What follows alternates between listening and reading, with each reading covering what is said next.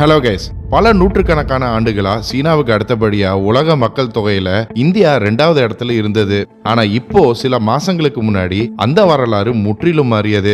2023ஆம் ஆண்டுல இந்தியாவின் மக்கள் தொகை சீனாவின் மக்கள் தொகையை விட 29 லட்சம் அதிகரிச்சு சீனாவை முந்தியது.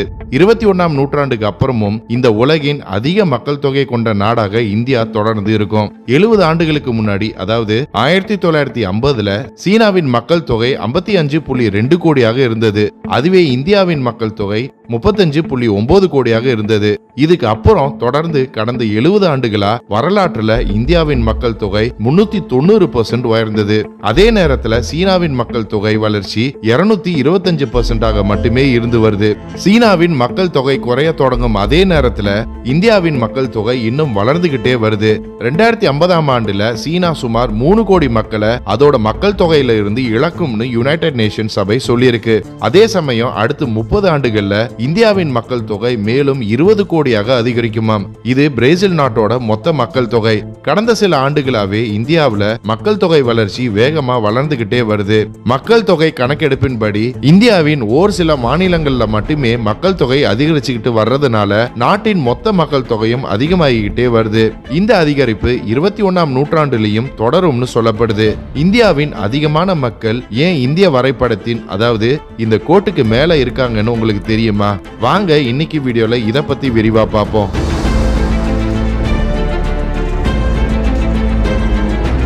இந்த வீடியோ ரொம்பவே சுவாரஸ்யமான விஷயங்களை பத்தி சொல்ல போகுது. சோ இதை மறக்காம உங்க ஃப்ரெண்ட்ஸ் அண்ட் ஃபேமிலிக்கும் ஷேர் பண்ணுங்க. புது வியூவர்ஸ் நம்ம சேனல் இன்னும் சப்ஸ்கிரைப் பண்ணீங்கன்னா இமிடியேட்டா சப்ஸ்கிரைப் பண்ணுங்க. பக்கத்திலே உள்ள பெல் ஐக்கனையும் பிரஸ் பண்ணுங்க. அப்பதான் நம்ம போடுற புது வீடியோஸ் உங்களுக்கு நோட்டிஃபை ஆகும். இந்தியாவில் உள்ள பெரும்பாலான மாநிலங்கள கருவுறுத்தல் விகிதம் ஃபர்டிலிட்டி ரேட், அதாவது ஒரு பெண்ணுக்கு பிறக்கும் குழந்தை எண்ணிக்கை நேச்சுரல் பாப்புலேஷன் ரீப்ளேஸ்மெண்ட் லெவலான 2.1 விட குறைவாக தான் இருக்கு. ஆனா நேச்சுரல் பாப்புலேஷன் ரீப்ளேஸ்மெண்ட் லெவல் குறைவா இருக்கும் நாடுகளான ஜப்பான், ஜெர்மனி மற்றும் யூகேவை விட இந்தியாவின் இந்த ஃபர்டிலிட்டி ரேட்டை ஒப்பிடும்போது இது நல்ல ரேட்டுன்னு சொல்லப்படுது.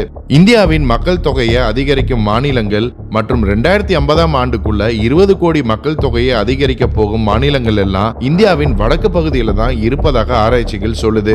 அதுவும் குறிப்பா பீகார், மேகாலயா, உத்தரப்பிரதேஷ், ஜார்க்கண்ட் மற்றும் மணிப்பூர் மாநிலங்கள் ஆச்சரியப்படுத்தும் வகையில இந்தியாவின் பெரும்பான்மையான மக்கள் தொகை வளர்ச்சிக்கு கடந்த 10 ஆண்டுகளா முன்னிலையில இருக்கும் பகுதிகளாக சொல்லப்படுது.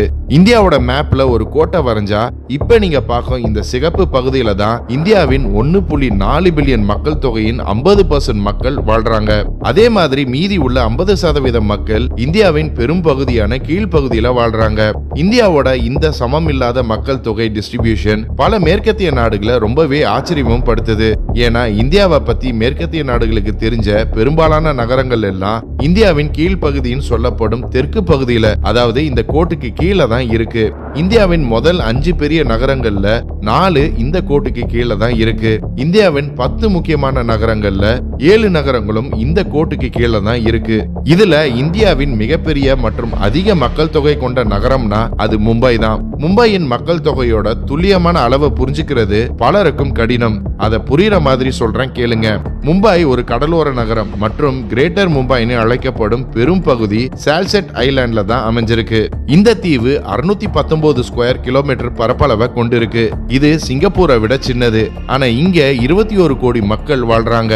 இது உலகின் 9வது பெரிய நாடான கசகிஸ்தான் மக்கள் தொகையை விட அதிகம். மும்பையில இருக்கும் தாராவி பகுதி உலகின் மிகப்பெரிய மக்கள் வாழும் ஸ்லம்மாக சொல்லப்படுது. இந்த பகுதி 2 ஸ்கொயர் கிலோமீட்டர் பரப்பளவை கொண்டது. ஆனா இங்க இருக்கும் மக்கள் தொகை 10 லட்சத்துக்கும் அதிகம். இது பூமியின் மோஸ்ட் டென்ஸ்லி பாப்புலேட்டட் ஏரியாவாக சொல்லப்படுது. அப்படி இருந்துமே இந்தியாவின் தெற்கு பகுதி, அதாவது இந்த கோட்டுக்கு கீழே இருக்கும் மக்கள் தொகை குறைவாக தான் இருக்கு.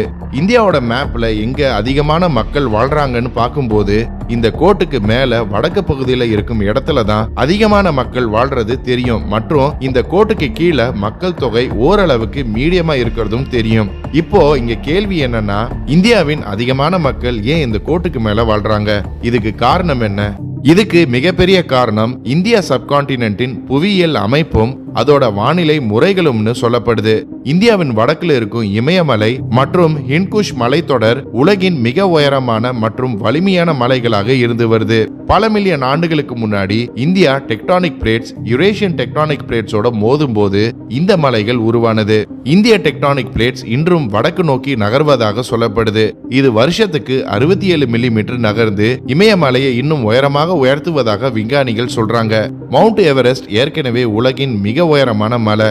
இந்த செயல்முறை காரணமா இது வருஷத்துக்கு 4 மில்லிமீட்டர் வேகத்துல இன்னும் உயரமா வளர்ந்துகிட்டு வருது. இதனால 100க்கும் மேலான மலை சிகரங்கள் இமயமலை பகுதியில 7200 மீட்டருக்கும் அதிகமான உயரத்துல இப்போ இருக்கு. இந்தியாவை பொறுத்தவரை இந்த உயரமான மலைகள் அடிப்படையில ஒரு சுவரை போல செயல்படுது. மேலும் இது வடக்குல இருந்தும் சைபீரியாவில இருந்தும் மத்திய ஆசியா முழுவதும் வீசும் குளிர்ந்த மற்றும் வறண்ட போலார் விண்ட்ஸை தடுக்க உதவுது. இதனால டிபெட்ல உள்ள மலைகளுக்கு வடக்கே உள்ள நிலங்கள் எல்லாம் ஒரு உயர் வறண்ட மற்றும் குளிர்ந்த பாலைவனமாக இருக்கு. ஏன்னா இந்த போலார் விண்ட்ஸை தடுக்க எந்த ஒரு மலை சிகரங்களும் இமயமலை வரைக்கும் கிடையாது. இமயமலை மற்றும் ஹிண்ட்குஷ் மலை தொடர்களின் காரணமா மத்திய ஆசியாவில இருந்து வீசும் குளிர்ந்த மற்றும் வறண்ட காற்று இந்தியாவுக்குள்ள நுழையாததுனால இந்தியாவில ஆப்போசிட் வானிலை உருவாகுது. அதுவும் குறிப்பா தெற்கு இந்தியாவில அதிக வெப்பம் உள்ள வானிலையே காணப்படும். இதன் விளைவா வட இந்தியா முழுவதும் இருக்கும் மிதமான வெப்பம் உலகில் உள்ள மிதமான மண்டலங்களை விட குறிப்பிட்ட அளவு வெப்பமாகவே இருக்கும். குறிப்பா வின்டர், அதாவது குளிர்காலத்துல இங்க இருக்கும் செடிகள் மற்றும் பயிர்கள் செழிப்பா வளர்வது மட்டுமில்ல, ஆண்டு முழுவதும் பயிர்களுக்கு தேவையான வானிலையும் இங்க இருக்கும். இது மட்டுமில்ல, இமயமலை வட இந்தியாவுக்கு கொடுக்கும் இன்னொரு நன்மை என்னன்னா பருவக்காற்று மற்றும் மழை பொழிவு. கோடை காலங்கள்ல இந்தியா பெருங்கடல்ல இருந்து உருவாகும் ஈரமான காற்று வடக்கு பகுதிக்கு தள்ளப்படும். இந்த ஈரமான காற்று வடக்கே இருக்கும் இமயமலையை அடையும் போது அது இமயமலையின் உயரத்துக்கு போக முடியாம அங்கேயே தங்கி வட இந்தியா பகுதிகளுக்கு அளவுக்கும் அதிகமான மழையை உருவாக்கும். இந்த ஈரக்காற்றை இந்திய சைடுல இருந்து இந்த மலைகள் தடுக்கிறதுனால இது டிபெட்டுக்கும் போகாது.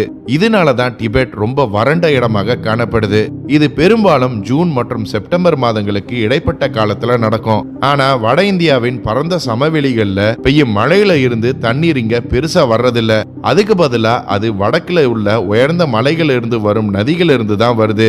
இமயமலை மற்றும் ஹிண்ட்குஷ் மலைகள் அண்டார்டிகா மற்றும் ஆர்டிக் சர்க்கிளுக்கு அப்புறம் உலகின் 3வது பெரிய ஃப்ரெஷ் வாட்டர் பனியை சேமிச்சு வச்சிருக்கும் நல்ல தண்ணீர் சோர்ஸ் ஆகும். இதன் விளைவா இமயமலையில மட்டும் 15,000 தனித்தனி பனிப்பாறைகள் இருக்கு. இந்த பனிப்பாறைகளின் நல்ல தண்ணீரை கணக்கெடுத்தா அது 12,000 கியூபிக் கிலோமீட்டர் அளவிலான தண்ணீரை கொண்டு இருக்கு. உலகின் வலிமையான 3 ஆறுகள்னா இண்டஸ் நதி, கங்கை நதி மற்றும் பிரம்மபுத்திரா நதி. இந்த மலைகள்ல இருந்து வட இந்தியா, பங்களாதேஷ் மற்றும் பாகிஸ்தான் பகுதிக்குள்ள நுழையுது.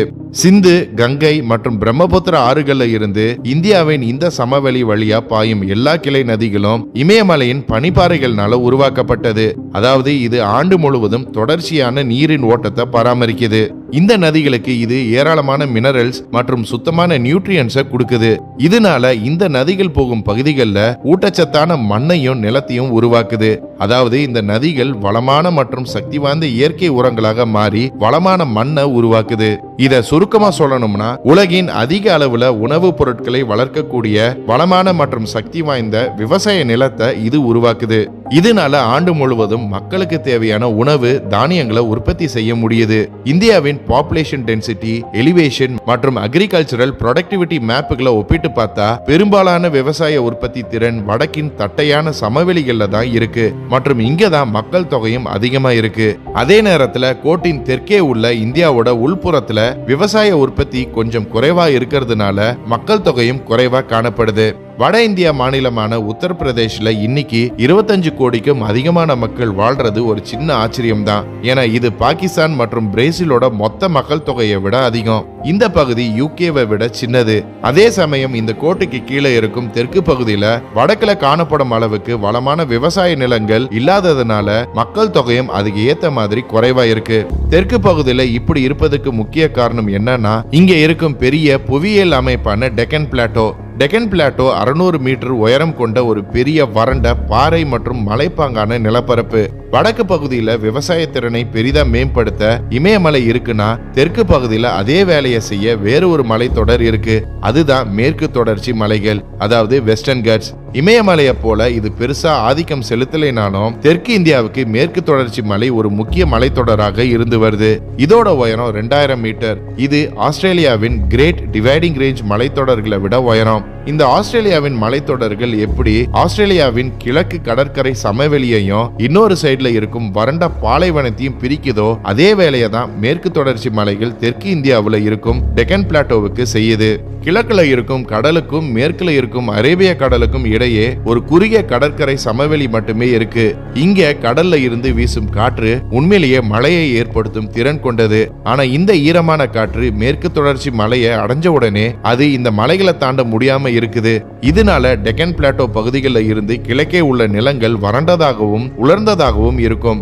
அதனாலதான் நீங்க இந்தியாவின் மழைப்பொழிவு வரைபடத்தை பார்க்கும்போது மேற்கு தொடர்ச்சி மலைகளோட மேற்குல உள்ள கடலோர சமவெளி பகுதிகளில் ஏராளமான மழைப்பொழிவும் அதை தாண்டி இருக்கும் பகுதிகளில் ஓரளவுக்கு குறைந்த மழைப்பொழிவையும் பார்க்க முடியும். மேற்கு தொடர்ச்சி மலைகளை போலவே கிழக்கு பகுதியிலும் ஒரு மலைத்தொடர் இருக்கு. அதுதான் ஈஸ்டர்ன் கட்ஸ். ஆனா இந்த மலைகள் தொடர்ச்சியா இல்லாத காரணத்தினால பே ஆஃப் பெங்கால்ல இருந்து வரும் ஈரக்காற்றை இது தடுக்காது. இதனால டெக்கன் பிளாட்டோவின் உள்பகுதியில வடக்கை விட குறைவான மழையையே இது பெறுது. இதன் காரணமா இங்க விவசாயம் செய்யறது ரொம்ப கடினமான விஷயமாக இருந்து வருது. ஆனா இந்தியாவின் தென்பகுதியில உள்ள ஆறுகள் வடக்குல இருக்கிறது போல பனிப்பாறைகள்னால நிரம்பல, மாறாக அது மழையினால நிரம்பி இருக்கு. இது கோதாவரி, கிருஷ்ணா மற்றும் காவேரி போன்ற நதிகளை மேற்கு தொடர்ச்சி மலைத்தொடரிலிருந்து தொடங்கி டெக்கன் பிளாட்டோ வழியா போய் பே ஆஃப் பெங்கால்ல கலக்குது. இமயமலை போல மேற்கு தொடர்ச்சி மலைகள் உயரமாகவும் கிடையாது. சைபீரியால இருந்து வரும் குளிர்ந்த காற்று இந்த மலைகளை வந்தும் சேராது. இதனால மேற்கு தொடர்ச்சி மலைப்பகுதிகளில் எந்த பனிப்பாறைகளும் கிடையாது. இந்த மலைகளில் இருந்து வரும் ஆறுகள் எல்லாமே அரபிக்கடல்ல இருந்து வீசும் மழையினால நிரம்பி இருக்கு. இதனால தெற்கு இந்தியாவுக்கு வடக்குல இருக்கும் கங்கை மற்றும் பிரம்மபுத்திரா நதிகள்ல இருக்கும் வளமான மினரல்ஸ் மற்றும் நியூட்ரியன்ஸ் போல ஊட்டச்சத்துக்கள் கிடைக்கிறது இல்ல. ரெண்டாவதா மேற்கு தொடர்ச்சி மலைகளில் இருந்து வரும் நீர் அளவு வானிலையை பொறுத்து அமையுது. அதாவது சில நாட்கள் மழை பெய்யாத போது இங்க இருக்கும் ஆறுகள்ல குறைஞ்ச அளவான நீர் மட்டுமே கிடைக்குது. இது விவசாயத்துக்கு தேவையான நீர்ப்பாசனத்துக்கு குறைந்த நீரையே கொடுக்குது. அதுவே வடக்குல உள்ள ஆறுகள்ல நீர்ப்பாசனத்துக்கு தேவையான தண்ணீரை அளவுக்கு அதிகமாவே கொடுக்குது. இதனாலதான் மும்பை, ஹைதராபாத் மற்றும் பெங்களூர் போன்ற இடங்கள்ல கோட்டுக்கு கீழே அதிக மக்கள் தொகை இருந்தாலும் வடக்குல நீங்க பாக்குறத போல தொடர்ச்சியா மக்கள் தொகை தெற்குல கிடையாது. அதுக்குன்னு தெற்குல இந்த கோட்டுக்கு கீழே இந்தியாவின் மக்கள் தொகை கம்மியா இருக்குன்னு அர்த்தம் இல்ல. ஏன்னா தெற்குல 70 கோடி மக்கள் வாழ்றாங்க. மொத்தத்துல உத்தரப்பிரதேஷ் மற்றும் பீகார் பகுதிகளில் வளமான மண், அளவுக்கு அதிகமான தண்ணீர், நல்ல விவசாய விளைச்சல் இருக்கிறதுனால இந்தியாவின் 50% மக்கள் வடக்கு பகுதியில இந்த கோட்டுக்கு மேல வாழ்றாங்க. ஓகே கைஸ், இன்னைக்கு வீடியோ அவ்வளவுதான். ஒரு நாட்டுக்கு விவசாயம் சார்ந்த விஷயங்கள் எவ்வளவு முக்கியம்னு நீங்க நினைக்கிறீங்க? உங்க பதில கமெண்ட்ஸ்ல சொல்லுங்க. இந்த வீடியோ பிடிச்சிருந்தா லைக் பண்ணுங்க, ஷேர் பண்ணுங்க. போன வாரம் கமெண்ட் பண்ண 10 பேரை பார்ப்போம்.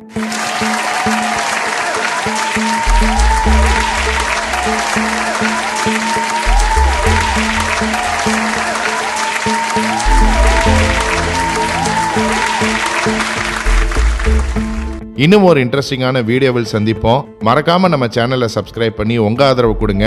Until then, stay safe, signing off. நன்றி.